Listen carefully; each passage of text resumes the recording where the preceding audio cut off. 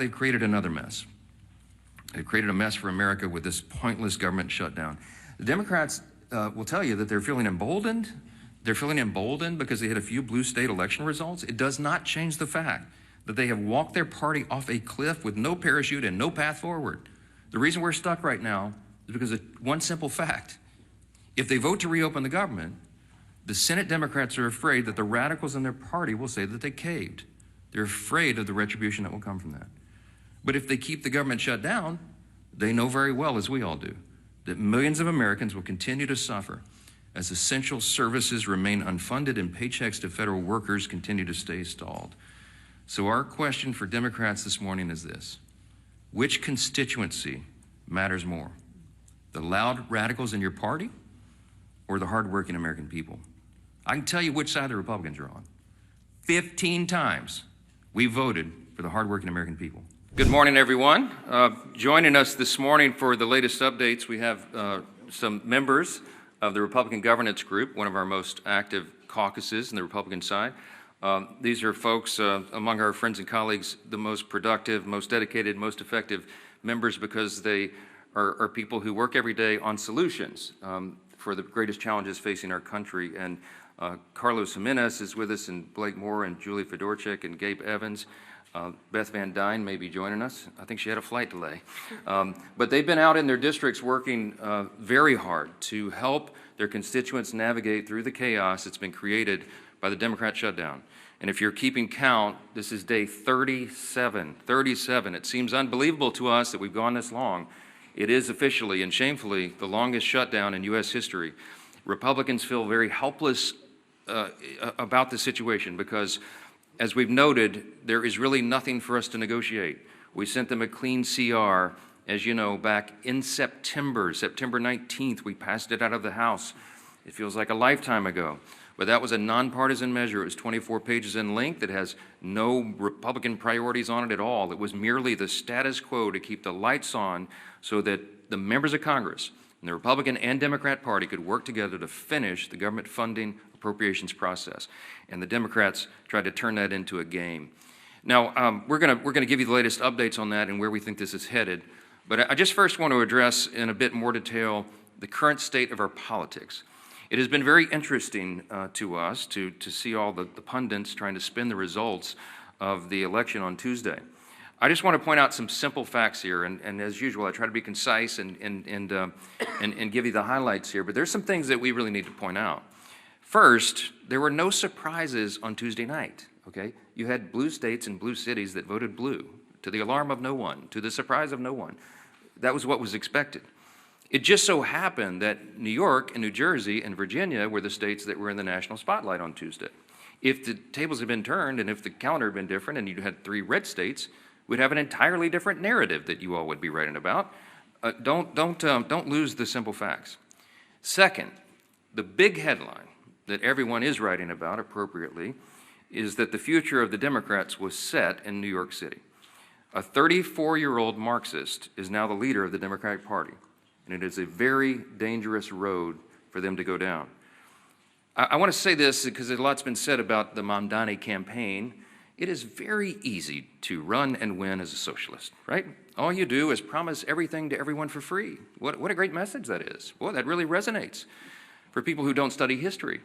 And while you're making all those promises, you hope that they never realize the trap that you're actually setting, the impossibility of fulfilling your fantastical claims and dreams, and the extreme danger and chaos that would result if you ever could.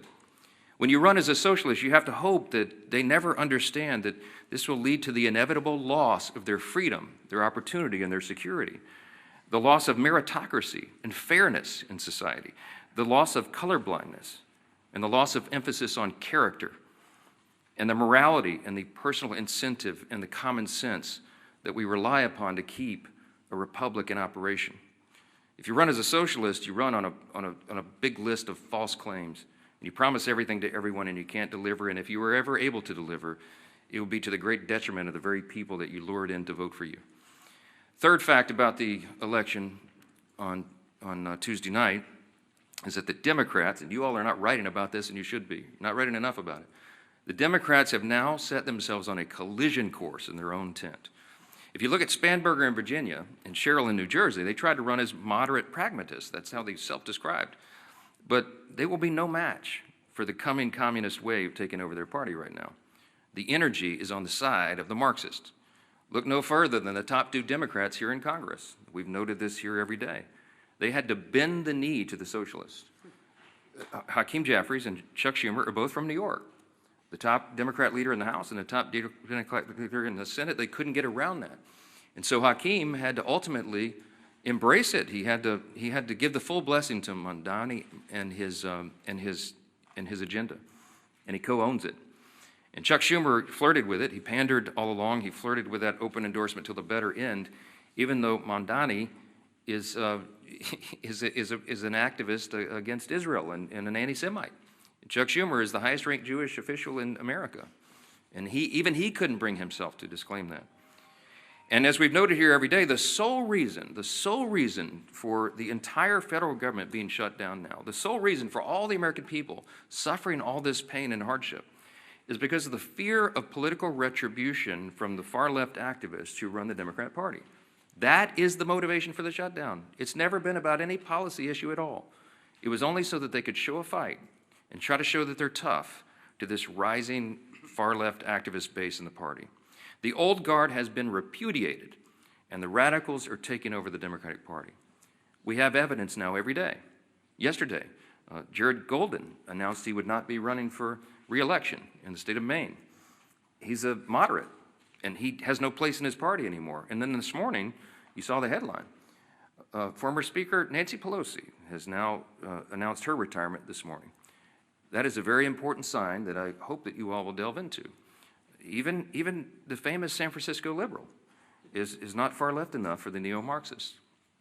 We commend her for her services. We all do, everyone who serves in Congress, but there should be a lot written about that. Fourth point I just want to make in the aftermath of Tuesday is that off-year election results in isolated places are never indicative of the upcoming midterm election. Don't read too much into that. You shouldn't. If you do, you're going to miss it. The GOP is in excellent position to win big next year. And when I say I'm bullish about the midterms, we absolutely are, and there's a lot of reasons for that. This is not groundless optimism. It's based on facts.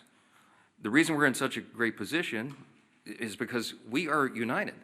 And while the Democrats engage in their emerging civil war, Republicans are going to continue to work and deliver for all the new voters that we brought into the party in last fall in 2024. There was a true demographic shift in that election, as you know. Record number of Hispanic and Latino voters, Black and African American voters, Jewish voters, union workers, urban voters, young people.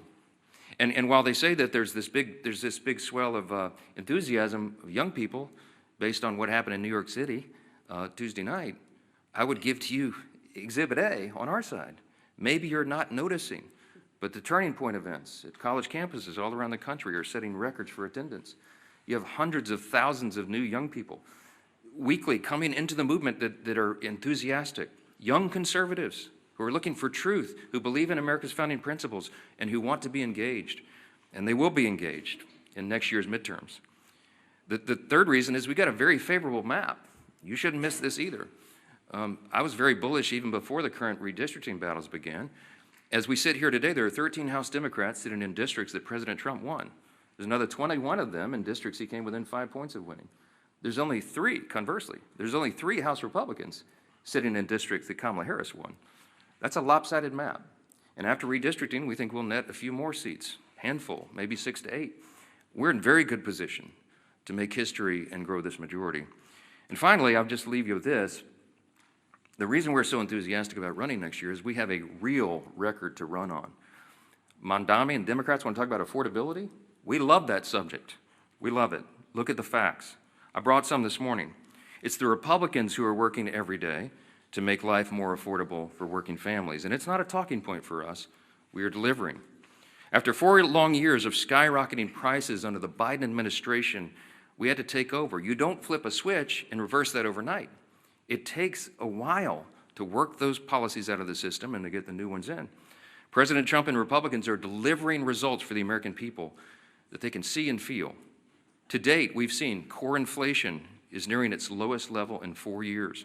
Gas prices have fallen to a 4-year low.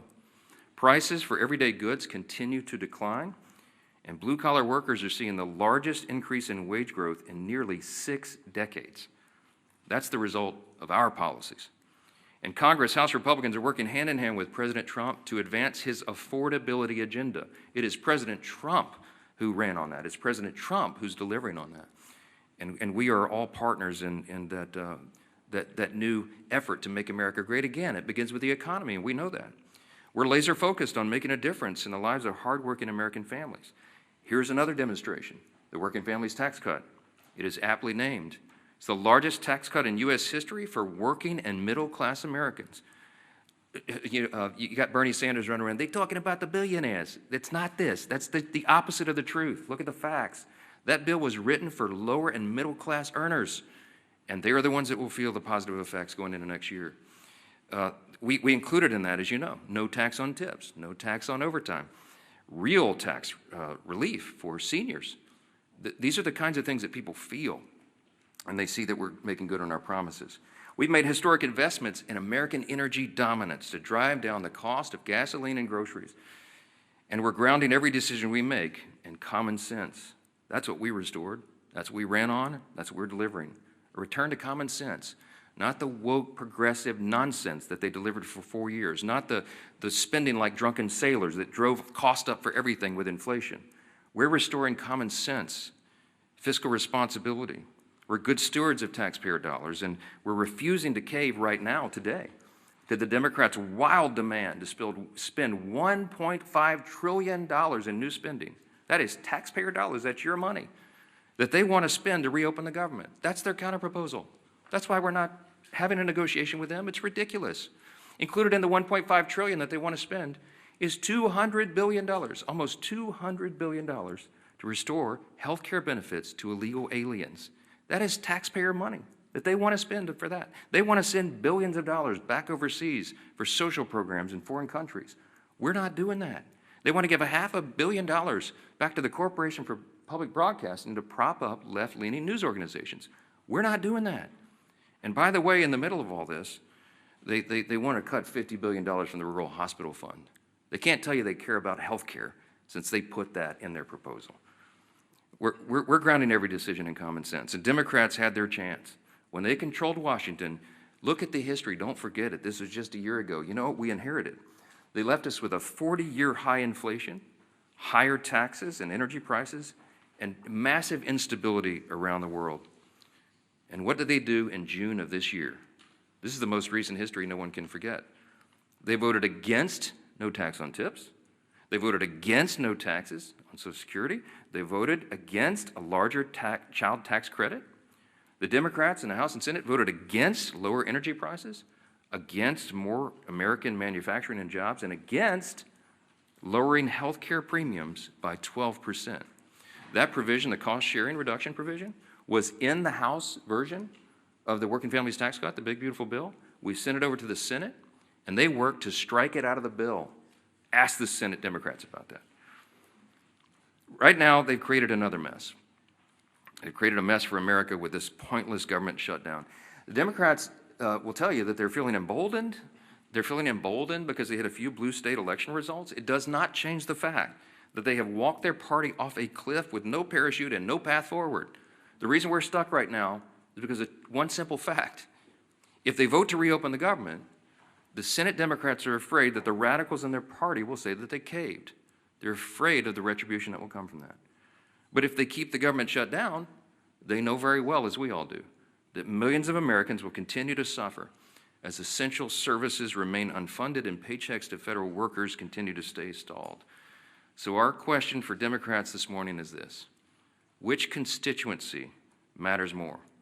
The loud radicals in your party or the hardworking American people? I can tell you which side the Republicans are on. 15 times we voted for the hardworking American people. And 15 times so far, the Democrats in Congress have voted for the radicals in their party. It is unconscionable to us that they've allowed it to go on this long. And at some point, all you can do is pray that common sense prevails. And that's what I've been doing a lot of. We hope and pray that there are still Democrats out there. There's just a handful. We need 5 more votes. 5 centrist, common sense Democrats in the Senate to come to those senses and do the right thing. It's time for them to put their country first. I'm delighted to introduce the next speaker, and he's a congressman from Miami. He's a former mayor of the county down there, and he has been in charge. He served as a police officer, but he was the chief of the fire department down there. I mean, the guy's resume is longer than almost anybody in Congress, and as a son of a firefighter, I always take personal delight in reminding everybody he's the only career firefighter paramedic in Congress. He's doing a great job, and he serves as vice chairman of the Republican Governance Group, one of our largest and most active caucuses I mentioned, and we're truly grateful to have him here to discuss some of these consequences of the government shutdown. Glad to have you. Carlos, come on up. Thank you. Thank you, Mr. Speaker. And if you indulge me, I think you brought me up here to talk about the shutdown, but I will stray a little bit. I'm the only Cuban-born member of Congress. That means I was born in Cuba. I was not born here in the United States. I didn't speak a word of English until I got here. I was 7 years old. And the reason I'm here is that my parents brought me here seeking freedom.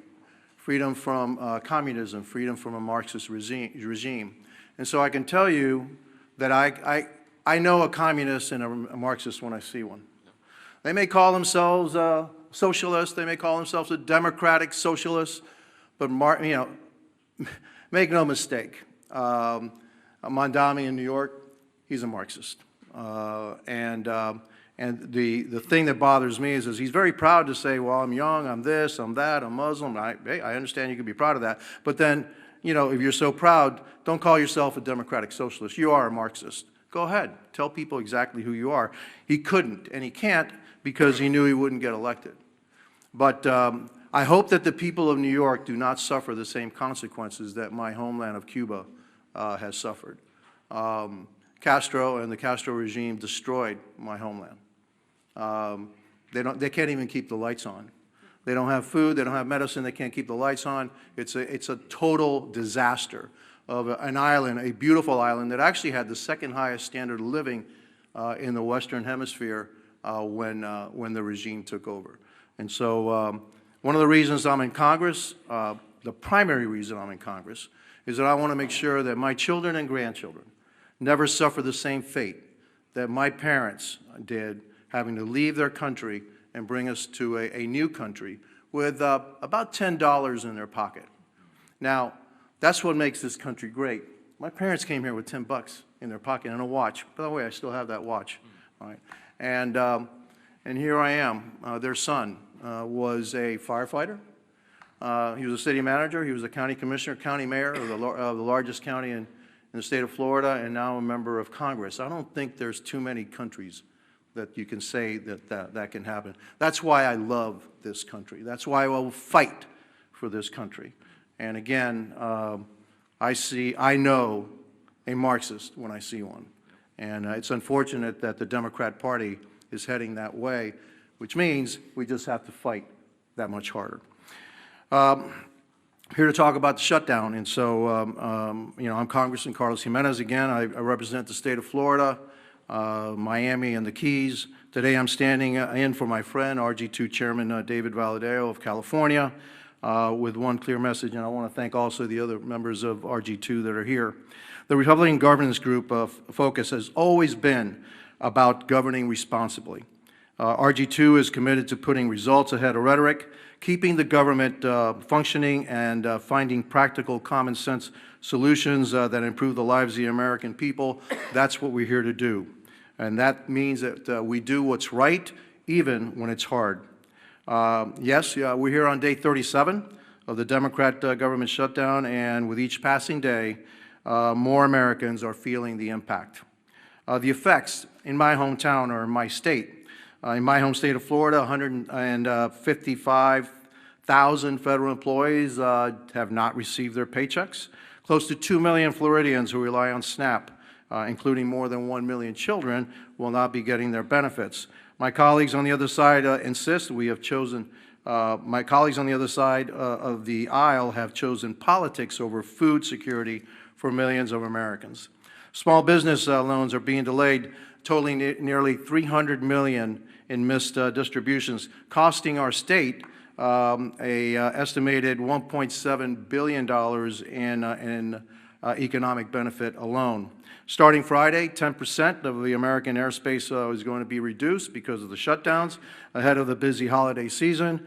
More than 3,500 flights will either be delayed or canceled altogether. That's true effect of this shutdown. Let me be clear, holding the government hostage is not a responsible way to negotiate policy. On September 19th, the House of Representatives voted to extend government funding to keep the government open. And as the Speaker said, with a clean CR. There were no riders in it. There's no policy differences. It's actually a Biden budget, right?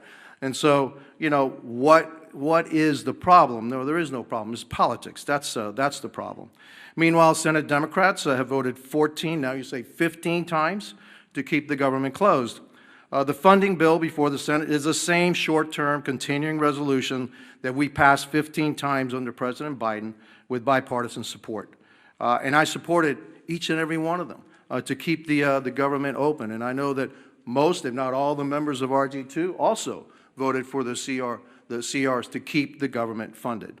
We can and should debate serious issues like healthcare costs, but not at the expense of hardworking American families. I urge my Senate Democrat colleagues to pass the continuing resolution so that we can reopen the government and return to the table to negotiate real solutions. History shows that when Congress works together, we can find solutions without inflicting pain on the American people.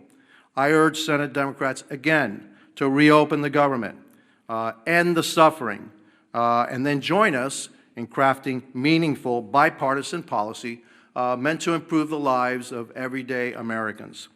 That's how we govern responsibly, and that's how we serve the American people. And I want to thank you for giving me the opportunity, and I guess now I want to turn the dais over to our Majority Leader, Steve Scalise. Well, thank you, Carlos.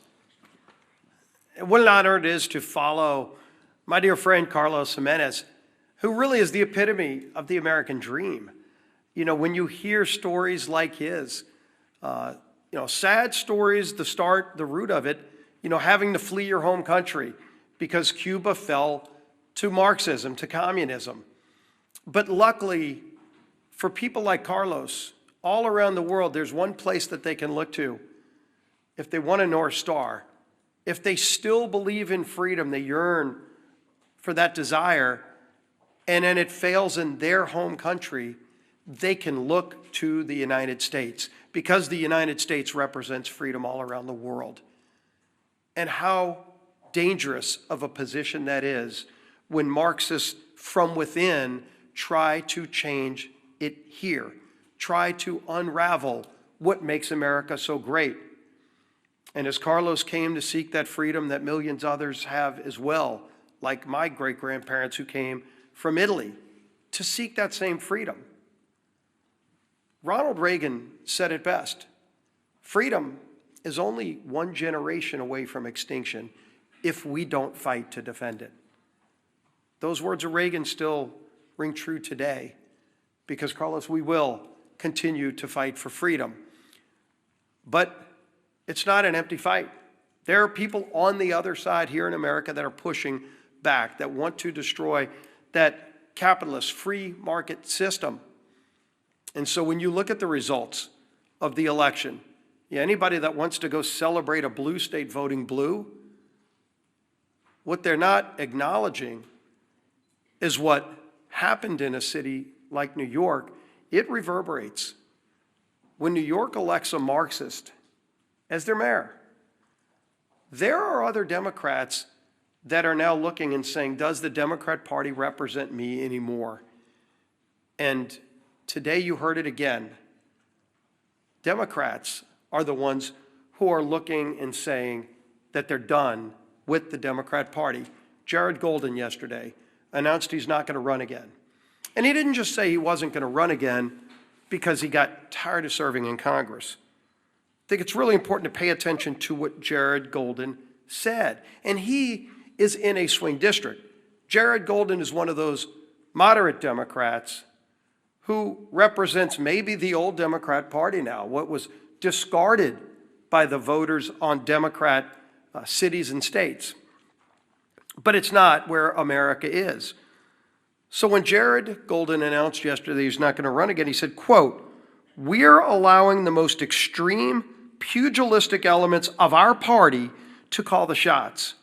Just look again at the shutdown. For as long as I can remember, we have opposed shutting down the government over policy disputes. We criticized Republicans for taking hostages this way." That was Jared Golden explaining why he's done with being a Democrat in Congress. And when the Democrat Party no longer stands for common sense, for members that do on occasion reach across the aisle, they're going to be relegated to a scrap heap of history, because America is not a socialist nation. While the Democrat Party has turned their leadership structure over to a socialist, it's not where America is. And if they're running people like Jared Golden out of their party, they can go celebrate the results of last night's election. Again, if Alabama held an election also Tuesday, and gee whiz, a Republican governor was elected governor of Alabama, would anybody be writing a story about it? Of course not. So let them go celebrate New Jersey electing a Democrat governor, New York City electing a Democrat. The real concern is that the Cuomo wing of the Democrat Party got destroyed by the Mondami wing of the Democrat Party. And if they want to call that a victory, good luck. Something tells me they're not going to be sending Mondami to swing districts around America. He's not going to Maine. Let Mondami go to Maine for that now open seat in Congress, a 50-50 district. Will they be sending Mondami to those kind of swing districts?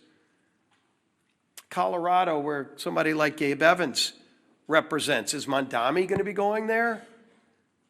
Because that's where their party is now headed. And they chose that. But America is not embracing that form of socialism. We know what you get from socialism. You get the promises of free everything. But Americans know innately there's no such thing as a free lunch. All you end up with, the results, are the hollow promises and the failures that come with those promises, because you know you get what you pay for. And somebody else is going to have to pay for that free thing. And a lot of those rich people they love denouncing are leaving. Many have already left. So even when they go raise taxes even more, with the highest rates you can imagine, who's going to pay those higher rates? It's not going to be the millionaires and billionaires. Many of them have already left. It's going to be hardworking families in New York City. Good news for you, you might be making $100,000 a year.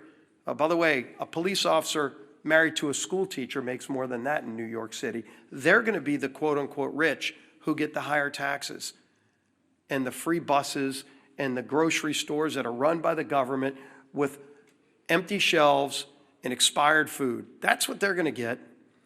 But the rest of America is not going to have it. So while Democrats keep the government shut down, and they brag about it, I mean, you heard Senator Murphy yesterday, quote, "I think we're in an enormously strong position right now." Strong position? What's so strong about taking food out of the mouths of 42 American families?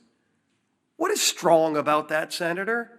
Sure, you can vote again today to keep the government shut down, but there's nothing strong about denying food to people who are low income and who can't afford it. That's a weak place to be. But that's what they're bragging about. When, as we saw, the transportation secretary yesterday said 10% of flights are going to have to be cut back because we don't have enough air traffic controllers because Democrats chose not to pay them. And so people are getting ready to go travel to see their family, hopefully, for Thanksgiving. But they're not going to be able to get that flight. They're going to have to leave a day or two earlier to drive. Maybe they won't be able to fly. But don't worry. Some Democrat senator thinks he's in a stronger position because he's now leveraged Americans as pawns in some game. That's what they think this is. It's disgusting. And the American people are catching on. And so while Democrats applaud socialism being the new wave of their party, the few common sense Democrats left in their party are leaving, running for the exits. Well, you might be able to leave New York City and go to Florida or Texas or somewhere else, but if they destroy America, there's nowhere else to go. That's why we're going to fight for freedom every single day, and their approach to Marxism, socialism, whatever you want to call it, will not prevail in America. Our whip, Tom Emmer.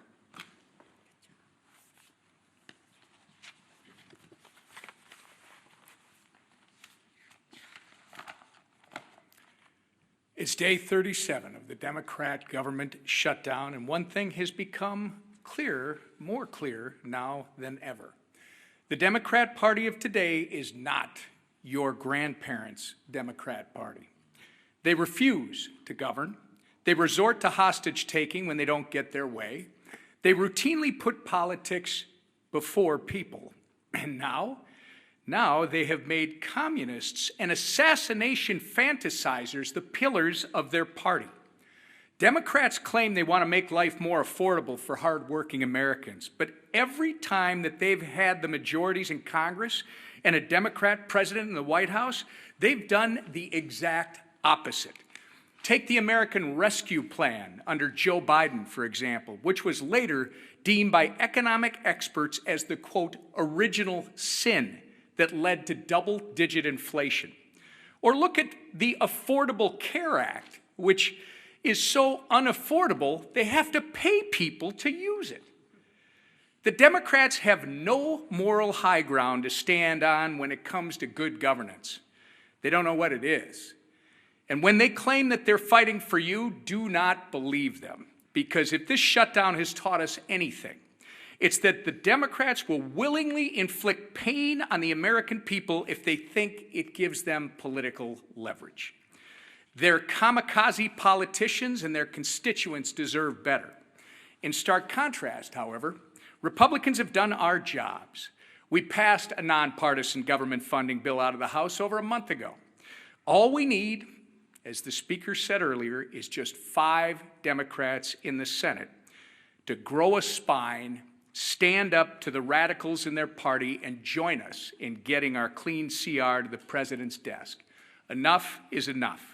It's past time for Democrats to end the political games and reopen the government for the people they were elected to serve. Our conference chair, Lisa McClain. Thank you. Well, good morning, everybody. Again, here we are.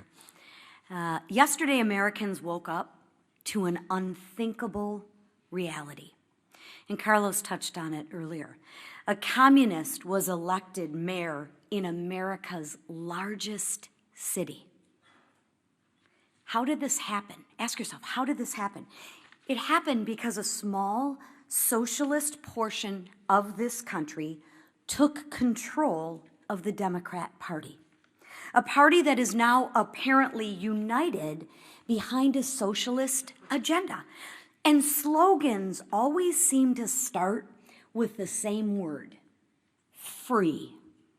Free food, free rent, free buses, right? I feel like I'm at an Oprah Winfrey show. You get a car and you get a car. Well, this isn't the Oprah Winfrey show.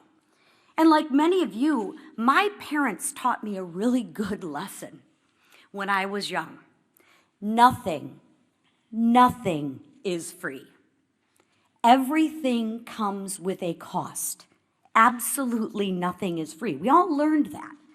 Look no further than the Democrats' disastrous shutdown plan. They want to give free health care to illegals. Come to our country. We'll give you, illegally mind you, we'll give you free health care on the backs of hard-working Americans. And in demanding that, they're asking for $1.5 trillion in wasteful spending and a painful shutdown. A shutdown that has denied food assistance to 42 million American families. 42 million American families. A shutdown that has forced law enforcement to work without pay. But don't worry, I'm sure those law enforcement agents can go and get free food from their local grocery store, and somebody will pay their free rent, right? Yeah, I live in reality, not fantasy.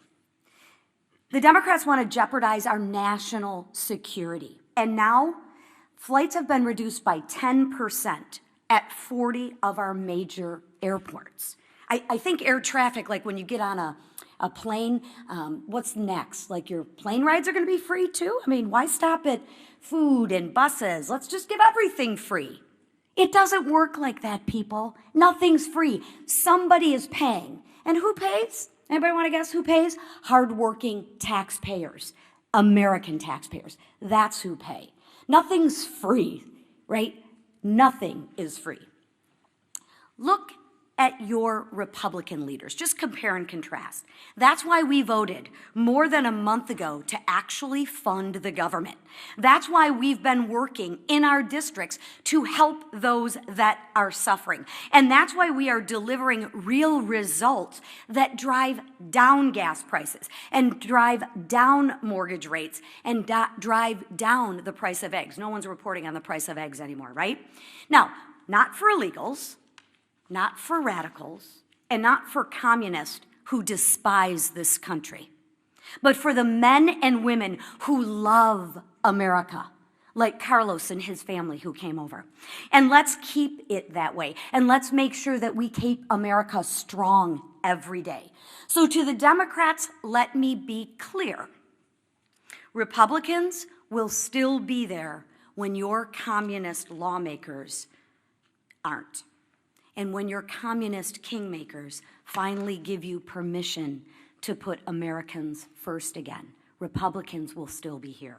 We'll still be here when your socialist experiment collapses, because it always does. And we'll still be standing shoulder to shoulder with the hardworking Americans who aren't demanding free groceries, free buses, free rent. No, we will be standing shoulder to shoulder, demanding nothing less than freedom. That is what Republicans demand, freedom. Because that's what makes this country great. Not socialism, not government control, but freedom. Thank you. All right, questions? Yeah, go ahead. The Supreme Court, and specifically Justice Gorsuch yesterday, seemed concerned about the Trump administration's usurping congressional authority, calling it a, quote, one-way ratchet that can't be turned back. What's your response to that? Are the justices right to be concerned that Congress isn't fulfilling its constitutional obligations? I don't find myself in disagreement with Justice Gorsuch too often, but I think he's missed the mark on this one. First of all, I don't think you should read too much into the questioning that you heard at the Supreme Court. I mean, this is part of judicial review. It's a cherished part of that tradition. I used to be one of those litigators. I did constitutional law, oral argument, and I would have liked to have argued that case yesterday, because I think the law is clearly on the side of what the administration has done. I'll remind you that I'm a jealous guardian of Article 1. You know, the legislative branch of government in our constitutional system is the most important. It was placed first in prominence. And that's true. And while Congress has a role to play in tariffs and related trade and economic policy, the executive branch does as well. And I think the president has used that well within the bounds of what he's allowed to do, because he's addressing what was truly a crisis for the country. The trade disparity had gone on for decades. It was creating a real imbalance, and it was adversely affecting American people and consumers. Remember that he ran on this idea. He talked about tariffs on the campaign trail, and he got a popular and electoral college mandate in the election. So this is not some surprise. He's fulfilling the promise that he was elected to fulfill, in a literal sense. So I think the court has to give deference to that. I think the court has to recognize the executive is doing what they're doing. He's using tariffs to create leverage in our trade strategy, and it is yielding great results for the American people. And heaven forbid if it were reversed, because it would create chaos, which is one of the questions I think Justice Barrett asked, my old friend from Louisiana. I mean, that was an important question, because it would set back all of the strategy and the trade agreements and a lot of the things that have been accomplished for the people. So in summary, I would say, don't read too much into the questions. This is how the process works.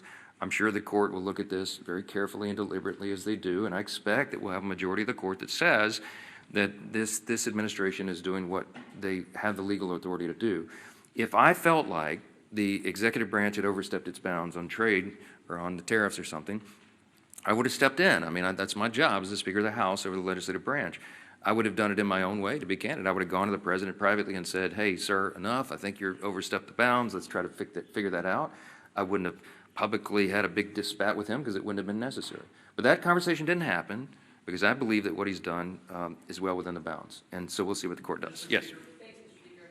Leader Thune has said on a number of occasions that in exchange for reopening the government, he will promise Democrats a vote on ACA subsidies by a date certain. Will you do the same in the House? He promised it a long time ago, and he was rebuffed. I mean, that's not what this is about. I mean, they've demonstrated over and over and over. Somebody said this is the Seinfeld shutdown. It's about nothing. If you brought in 100 Senate and House Democrats right now and said, what is it about? They wouldn't even give you the same answer. They don't even know.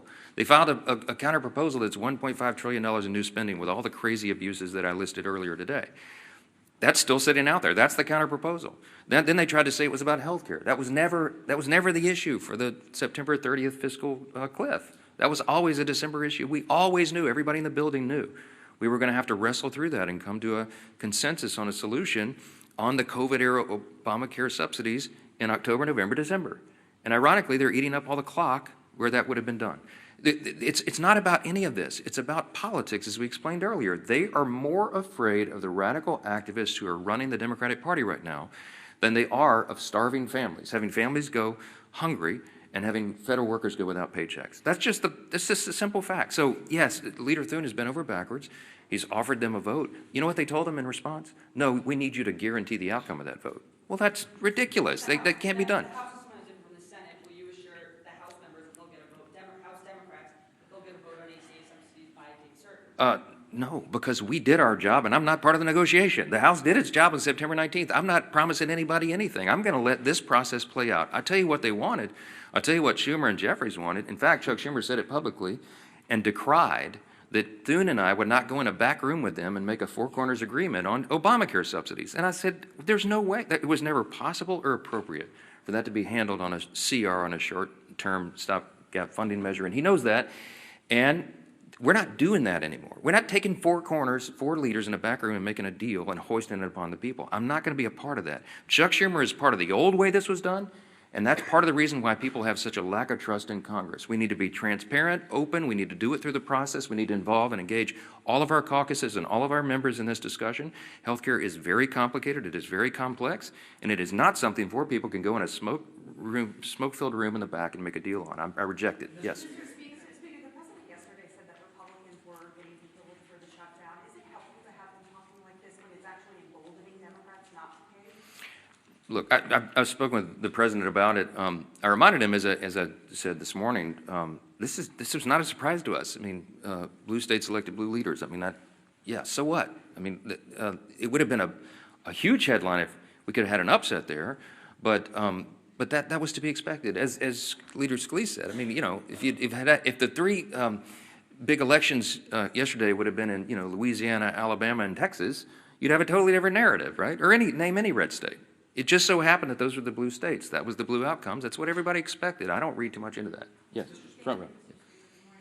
Morning. Two questions. One, about the shutdown, you said 48-hour notice for the House to return. Does that include this weekend? And then a question for you and for Chairwoman McClain. Egg prices are no longer in the headlines, but food prices themselves have still been going up. Grocery prices are still going up. How do you respond to that? Yeah, but the USDA has reported, and all of the economists have shown, food prices always go up. There's an inflationary level that's built into grocery prices, but they're going up at a much slower pace. In other words, the economic policies, even though all the provisions of the Working Families Tax Cut have not yet been implemented, that's going to make a dramatic effect. It's going to be like jet fuel to the economy. We have all these pro-growth policies that will bring down costs, increase wages, increase jobs, and more access to the economic rung so that more people can climb up the ladder. But in the meantime, even the fact that we have made these positive steps and momentum, grocery prices are rising at their slowest level in many years. You should look into that. So, I mean, that is an Exhibit C, and the argument that it's Republican policies that are the only thing that's going to bring that down. The reason that your grocery prices are so high, it's multifaceted. But it's because we had 4 years of Bidenomics. Remember when they tried to tell you that Bidenomics was so good for you and your family, and everybody went, what are you talking about?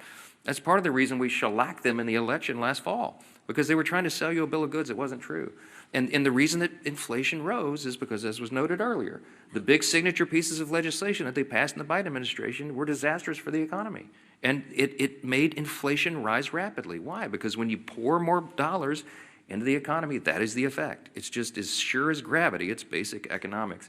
And the Marxists and the socialists who are taking over the Democratic Party turn a blind eye to the reality of basic economics. And you're going to see the effects of that as well. Yes? This weekend to the election results in the blue states, but there were some significant reversals of Trump's gains with Hispanic populations, particularly in New Jersey. Are you at all concerned about Republicans retaining those voters in the next midterm election about something like that? No, I do believe that the demographic shift that we were able to see and experience in the 2024 election will hold. I believe that large numbers of those new voters and these demographics that have not traditionally been with the Republican Party are with us. I will point you to the study that the Democrats themselves paid for that came out, a week or so ago, and they had, I think, hundreds of thousands of respondents to these polls. And the Democrats determined in their own analysis that they are regarded as weak, woke, and out of touch with the people, okay? That's why they lost last November, and that's why they're going to lose this coming November, okay? As Carlos Jimenez said, as a Cuban who came here, his family immigrated here, he came here when he was 7. This is the American dream. I know that the Hispanic and Latino populations across this country understand which party is delivering for them, and they're going to feel that positive effect. They're going to feel increased wages and more opportunity, and before they get to that election next fall. And that's why we did the big, beautiful bill, the Working Families Tax Cut, so early in the year, because we wanted that to really take hold after the beginning of the year so that people will feel that. And we're convinced they will, and I think that's going to inure to our benefit. Thank you all so much.